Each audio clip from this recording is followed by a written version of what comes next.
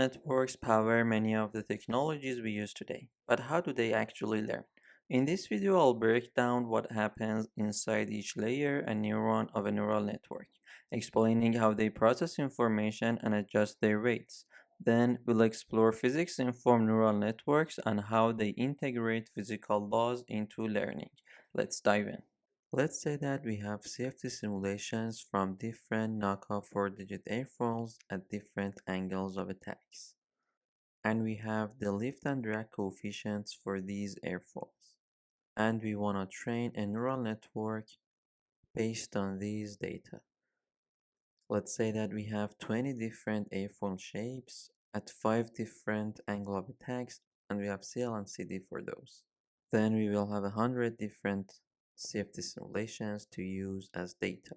In the input layer, we will have the different parameters that define the configuration of our examples.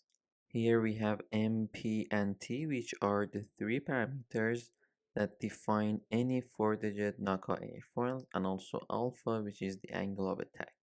And in the output layer, we have the lift and drag coefficients, which are the output of the neural network. And in between, we have a few layers with number of neurons within each layer. Let's focus on this neuron. So each neuron in a layer, it receives input from all neurons in the previous layer, then it makes some computation and passes its output to all neurons in the next layer. But the neuron within the layer doesn't communicate directly with other neurons in the same layer.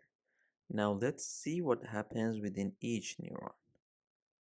Think of each neuron as a computational unit. These neurons work together to process information or inputs and produce output.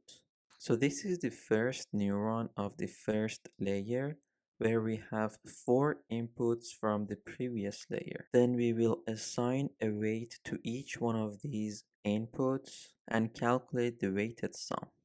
And then we will add a bias term to add flexibility to the network, and also apply an activation function to add nonlinearity to the network. And this will be the output of the first neuron in the first layer. The notation is that the subscript shows the number of the neuron and the superscript shows the number of the layer. We will have the same operation for all the neurons within the layer. So each neuron will have an output. We can write it in a matrix form or in a compact form. So we will have a superscript 1, which is the output of the first layer, is equal to some activation function applied to W1, which is the weight matrix of the first layer, times X0, which is the input layer here, plus B1, which is the bias in the first layer. And after computing A1, this will serve as input to the next layer. And in the next layer, we will have W2 and B2, and we will use A1 to compute A2, or the output of the second layer. And we will do so and pass through all the layers until we reach to the output layer. So each layer has a number starting from the input layer, which is labeled as layer number 0, to the output layer, which is labeled as layer capital L. So similar to the first layer, the output of the last layer will be the values of CL and CD, which depends on the weights in the layer capital L and bias in the layer capital L, and also the output of the previous layer, which is shown as AL-1. So we will pass the output of each layer through these activation functions until we reach the output layer, and this is called the forward propagation. And now we need to evaluate the loss term. And the loss term is square mean error of the output layer. So here CL and CD are the output of the last layer, or A subscript L, and these CL and CD values are the ground truth, or the results from the safety simulations that we have as data, and we show it with Y. So it means that the loss term is a function of the output of the last layer and the ground truth, or A superscript L and Y. So to recap, We have W1 and B1, and we will use the output of the input layer, which is the input layer itself, to compute the output of the first layer, which we will call it A1. Then we will use A1, W2, and B2 to compute A2, and we will use W3 and B3 and A2 to compute A3, and we'll use WL, BL, A3 to compute AL. So the values of weight and biases has to be updated to minimize the loss term. So we need the sensitivity of the loss term to the values of these weights and biases. And we can start from the last layer and compute the derivative of the loss term with respect to weight and biases. And we can achieve it using the change rule. And then we can go to the previous layer and we keep moving until we reach the first layer. After having all the sensitivities, we can update the values of weight and biases. And this is called the backward propagation. So we start from the input layer. We pass information through all the layers until we have the output of the last layer, which is called the forward propagation. And then we will start backward using change rule to compute the sensitivity of the loss term with respect to all of the weight and biases within each layer, which is called the backward propagation. And then we will update the values of weight and biases. And the whole thing is called one epoch. And we will continue this usually for a few thousand epochs, and then the values of weight and biases will be updated after each epoch until the loss term is minimal. And in physics, informed neural networks is a bit similar, meaning that we have the input layer, the hidden layers, and the output layer. But here, the input layer is usually the independent variables, and the output layer is the dependent variable.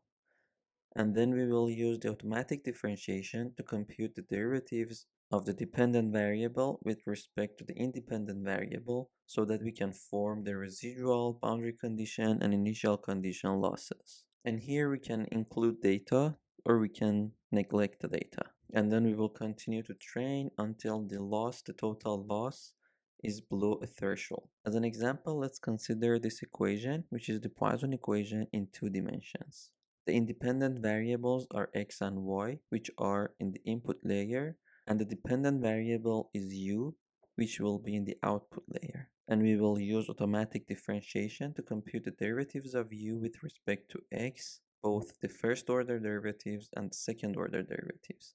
And as you can see in the differential equation, we will need the second order derivatives to form the residual.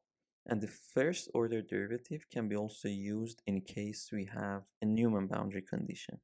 And using these derivatives, we can define our residual loss and boundary condition loss. So in here, we don't have any initial condition loss as there is no time in the differential equation, and we also don't use any data in pins. So as you can see, our computational domain x is between -1 and 1, and also y is between -1 and 1. So this is how a computational domain looks like. We will define a few random points within the domain, calling the residual points, and we compute the residual of the differential equation at all of these points and try to minimize the residual.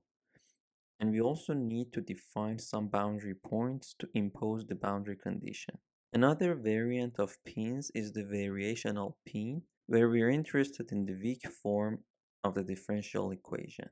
So to find the weak form, we need to multiply the differential equation to the test function and integrate it over the domain. Then we can divide the computational domain into some non-overlapping elements. For example, here we divide our computational domain into 9 different elements, and we call these the global or physical coordinate. And then we will have a reference coordinate where we define our test functions. And if we're using linear shape function, we can define these test functions at the nodes of the elements. So this is in the reference space, and everything is from -1 to 1. Then in order to solve the integral, we can use the Gauss quadrature rule, and for that we need to define our quadrature points within the reference domain. Then after defining it, we need to map these quadrature points from the reference domain to the global coordinate.